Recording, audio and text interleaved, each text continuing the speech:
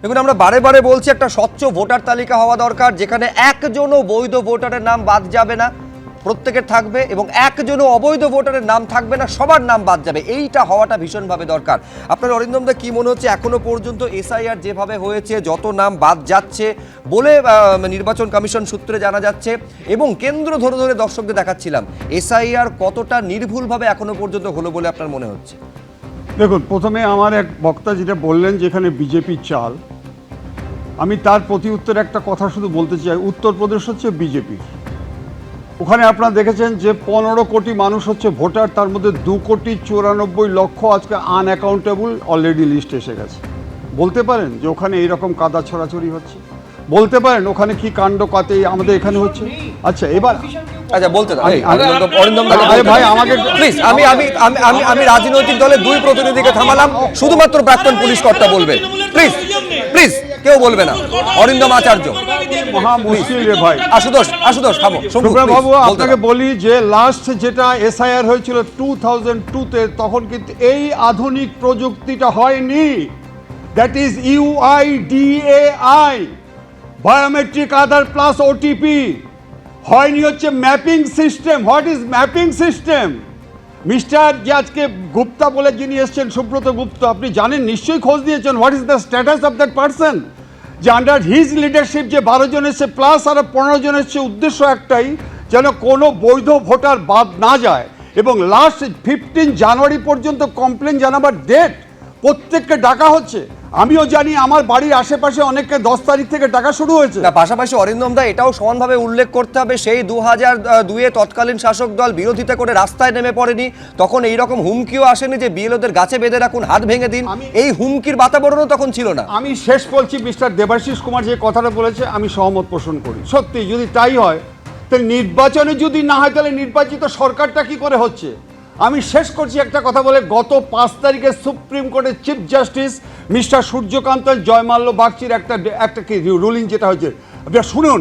এই যে মারা গেছে, সত্যি আমি দুঃখ পেয়েছি, কিন্তু উনি কি বলছেন, কোর্ট আনকোর্ট বলেছে, পশ্চিমবঙ্গ সরকার এবং পশ্চিমবঙ্গের নিযুক্ত এই আধিকারিকদের এই ধরনের কাজ করতে বাধ্য।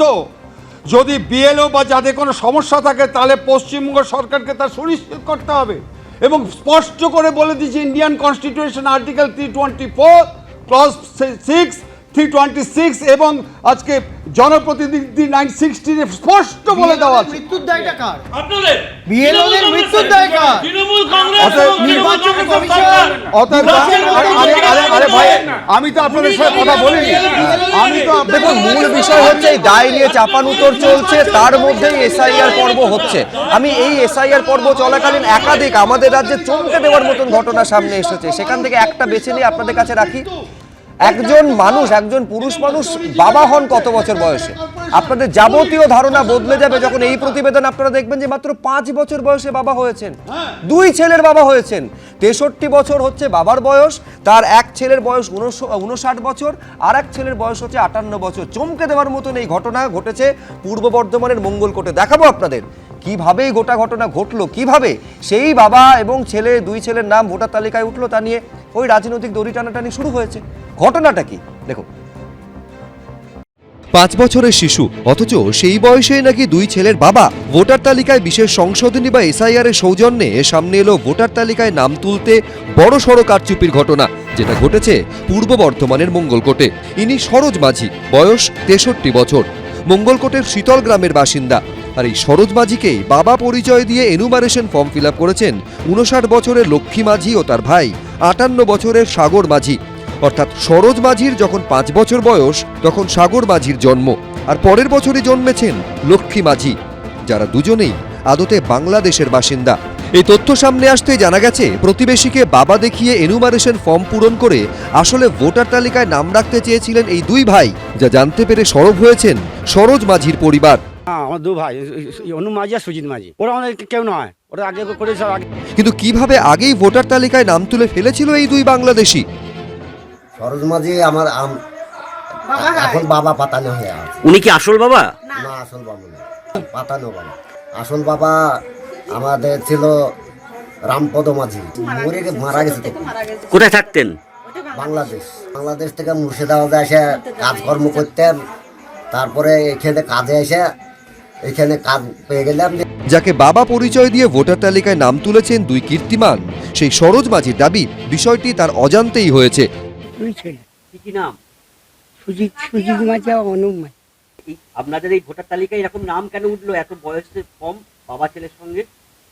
কি জানি স্যার, সেটা বলতে পারবো না স্যার, আমি তো মুড করলো। কারচুপির এই অভিযোগ সামনে আসতেই তুঙ্গে উঠেছে রাজনৈতিক তরজা। তৃণমূল কংগ্রেস সাধারণ মানুষের দল, এখানে সাধারণ মানুষের ভোটে তৃণমূল কংগ্রেস বিধায়করা নির্বাচিত হয়, মুখ্যমন্ত্রী হয়।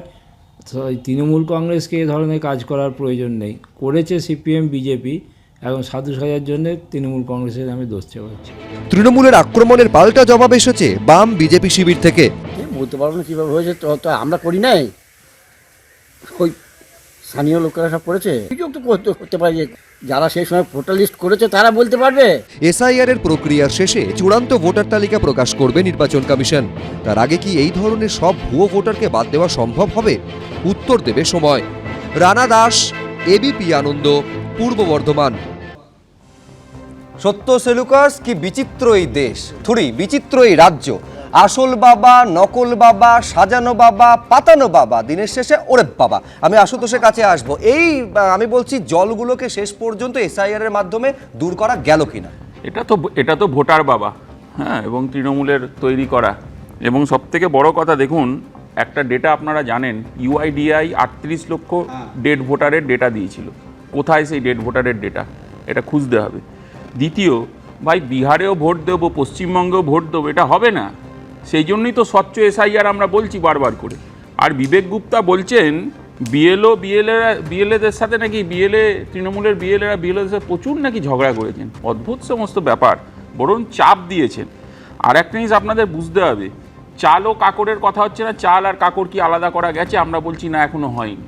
তার কারণটা হচ্ছে, আপনি 129 নম্বর বুথ, 130 নম্বর বুথ বলে দিলাম, রাসবিহারী বিধানসভা, ওখানে যান, ওখানে বিহারেও ভোট দেয়, এখানেও ভোট দেয়। আমরা বহুবার বলেছি, কানে শুনতে পায় না।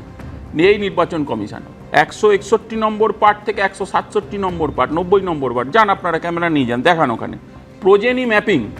এই প্রোজেনি ম্যাপিংয়ের ভেতরে কিন্তু কিছু না কিছু গল্প আছে। কেন গল্প আছে যদি বলেন, আমি আপনাকে দেখিয়ে দিচ্ছি ডেটা দিয়ে। 162 নম্বর পার্টে যান, 64.44% প্রোজেনি ম্যাপিংয়ের মাধ্যমে তারা এসেছেন। এবার আপনি যদি 166 নম্বর পার্টে যান, 52% এসেছেন। আমরা বলছি শুভ্র, আজকের দিনে দাঁড়িয়ে যদি সমস্ত পলিটিক্যাল পার্টি, কংগ্রেস তো একটাই কথা বলছে, ভাই স্বচ্ছ এসআইআর করো। মানুষ, বাংলার মানুষ চায় না যে তাতে তাদের যে হক, তাদের যে অধিকার, সেটা অন্য কেউ চুরি করে নিয়ে যাবে। বাংলার মানুষ কখনোই এটা চায় না যে যারা ভোট দিচ্ছেন তারা মৃত ভোটার, এতদিন থেকেছেন, তারা গিয়ে ভোট দিচ্ছেন আর চোরেরা বিধানসভায় গিয়ে পৌঁছে যাচ্ছেন, এটাও কেউ চায় না। আমরা মনে করি খুব পরিষ্কারভাবে পলিটিক্যাল পার্টি হিসেবে কংগ্রেস পার্টি মনে করে, শুভঙ্কর সরকার প্রদেশ সভাপতি একাধিকবার বলেছেন নির্বাচন দপ্তরকে, পলিটিক্যাল এসআইআর নয়, এসআইআর শুড বি সিস্টেম্যাটিক। বেশ, এবিপি আনন্দ, এগিয়ে থাকে, এগিয়ে রাখে।